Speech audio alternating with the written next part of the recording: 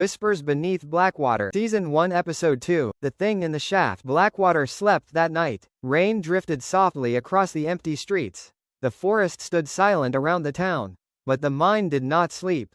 Deep beneath the mountain, something had begun to breathe again. Police lights flickered against the rocky hillside as officers gathered at the abandoned mine entrance. Rust covered the old rails that disappeared into the darkness. No one liked standing that close to the tunnel. Not after what had happened 12 years ago. Otchisco arrived quietly. A long coat, a weathered hat, rain sliding from the brim. He walked toward the mine like a man returning to a place that had been waiting for him.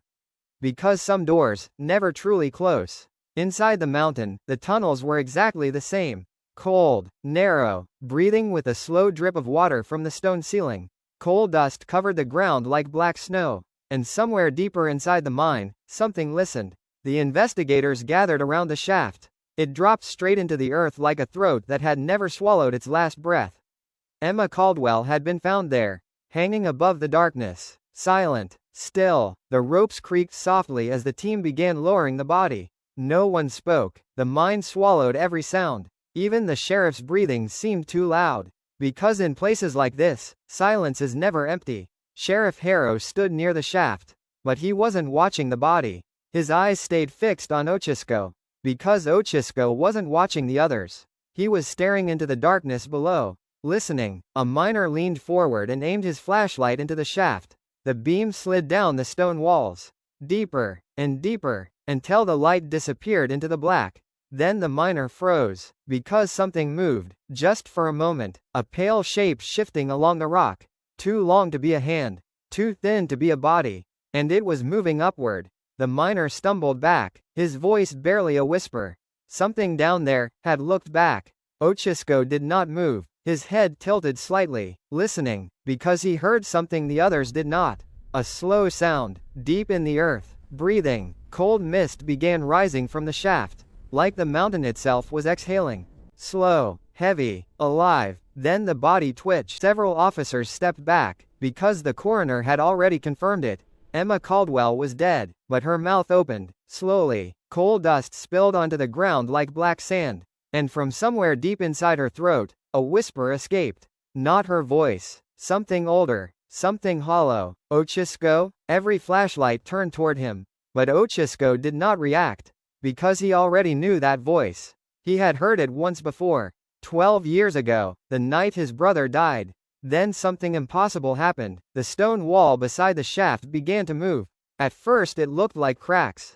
But it wasn't. Lines were carving themselves into the rock, as if invisible claws were scratching through solid stone.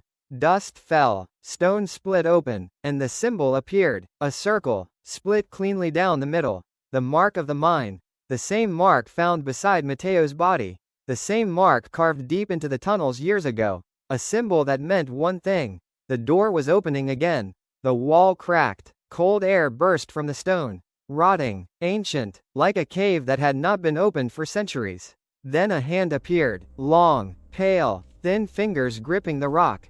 Joints bending in ways no human hand should bend. Something was climbing. A flashlight slipped from a miner's hand. It hit the ground, rolled across the floor, and stopped. The beam pointed directly into the shaft. For one terrible second, the light revealed a shape. Tall, twisted, limbs stretching along the stone walls. A creature that had waited too long in the dark. Panic erupted in the mine. Officers ran. Miners dropped their tools. Lights swung wildly through the tunnels. Because every instinct in their bodies screamed the same warning. Run. But Otchisco did not move. He stood alone at the edge of the shaft, staring down into the darkness. Waiting, because he understood something the others did not. The mine wasn't just waking up. It was remembering, and after 12 years, the thing below had remembered him too. The breathing grew louder, closer. Something climbed toward the light. Slow, patient, certain. Otchisco whispered into the darkness. I remember you. And from somewhere below, the whisper came again. Closer this time. Otchisco? The mine had opened, and something inside it. The mine is awake, and this was only the beginning.